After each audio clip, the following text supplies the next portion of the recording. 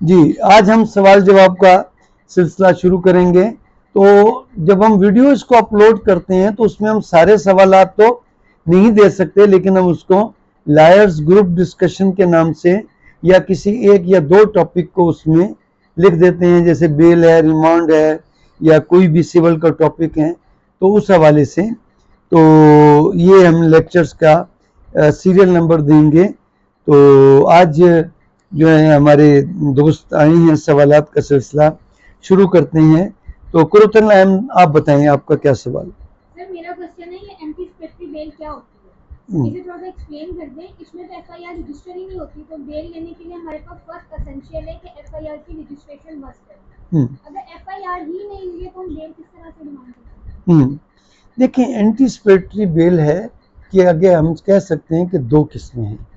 एक है कि एंटीसिपेशन ऑफ अरेस्ट है। एंटीसिपेशन ऑफ अरेस्ट है अगर, तो उसका मतलब है कि केस दर्ज हो गया है, पुलिस आपको गिरफ्तार करना चाहती है। उसकी अब काफ़ी शक्लें हैं कि आप किसी और सूबे में हैं, आप किसी और ज़िले में हैं, आप किसी और मुल्क में हैं, आप अस्पताल में हैं, आप जेल में हैं और आपके खिलाफ कोई और पर्चा में पुलिस आपको गिरफ्तार करना चाहती है। उसकी बहुत सारी किस्में हैं, लेकिन वो है एंटीसिपेशन ऑफ अरेस्ट। और एक है anticipation of FIR. Anticipation of FIR कि आपके खिलाफ पुलिस पर्चा दर्ज करना चाहती है और पर्चा दर्ज करके आपको गिरफ्तार कर लेगी।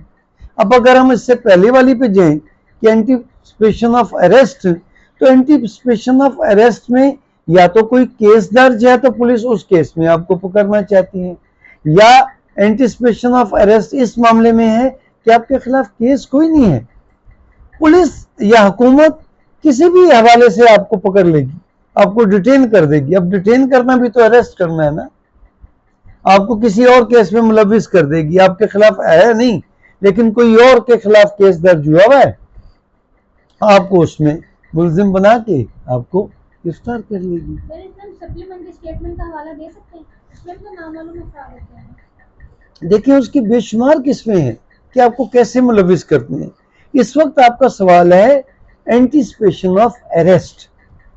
तो ये एक थोड़ा सा बारीक पॉइंट है, आप इसको समझने की कोशिश करें कि एंटीसिपेशन ऑफ अरेस्ट दो सूरतों में है। एक तो ये कि आपके खिलाफ कोई केस दर्ज हो गया है और पुलिस आपको गिरफ्तार करना चाहती है।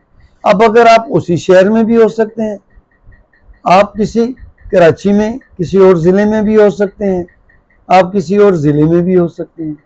तो अगर आपके खिलाफ कोई केस दर्ज है और आपको पुलिस गिरफ्तार करने की दरपे है, आप उसमें नामजद हैं, तो फिर प्री अरेस्ट बेल करवाएंगे। लेकिन अब एंटीसिपेशन ऑफ अरेस्ट एक और सूरत में भी हो सकती है कि आपके खिलाफ केस कोई नहीं, लेकिन आपको खतरा है कि जैसे ही मैं पंजाब की हदूद में दाखिल होऊंगा तो पुलिस मुझे किसी या तो मेरे खिलाफ कोई केस कर लेगी और मुझे गिरफ्तार कर लेगी, या पुलिस किसी ऑलरेडी कोई केस किसी और मुलजिमों के खिलाफ दर्ज हुआ हुआ है उसमें मुझे ततिम्मा बयान या किसी भी वजह से मुझे उसमें मुलजिम बनाएगी, गो कि मैं उसमें नामजद नहीं हूं, मुझे गिरफ्तार कर लेगी। तो मेन बात क्या हुई कि एंटीसिपेशन ऑफ अरेस्ट है। तो जब एंटीसिपेशन ऑफ अरेस्ट हो तो आप क्या करेंगे, प्री अरेस्ट बेल कराएंगे। लेकिन इसको एक और शक्ल में भी बयान किया गया है कि अदालत आपको ब्लैंकेट बेल दे देती है। ब्लैंकेट बेल का मतलब है कि कोई केस आपके खिलाफ अगर दर्ज नहीं भी हुआ है तो अदालत कहती है कि उसमें आप गिरफ्तार ना करें अदालत की इजाजत के बगैर। अदालत को आके बताएं कि हमें इस केस में मतलूब है, फिर उसको गिरफ्तार। ये बड़े हाई फाई केसेस में ये होता है ब्लैंकेट बेल। अब ये सूरत है कि आप मुल्क से बाहर हैं, आप कहते हैं जी मैं अदालत में, मैं जैसे ही पाकिस्तान में दाखिल होऊंगा मुझे गिरफ्तार कर लेंगे, तो उसको ट्रांजिटरी प्री अरेस्ट बेल कहते हैं। कि अदालत कहती है, वो प्रोटेक्टिव बेल की एक किस्म है कि अदालत कहती है कि आपको मौका दिया जाए, आपको हम प्रोटेक्टिव बेल देते हैं कि आप जो है अदालत तक पहुंच के अपनी बेल करा लें। तो होगी प्रोटेक्ट। अच्छा, अब वो जो एंटिसिपेशन ऑफ अरेस्ट है उसको आप रिट में भी चैलेंज कर सकते हैं कि आप कराची बैठे हैं, आपको पता है कि मैं अगर जाऊंगा पंजाब तो पुलिस मुझे गिरफ्तार कर लेगी, तो फिर सुप्रीम कोर्ट भी आपको प्रोटेक्टिव बेल दे सकती है।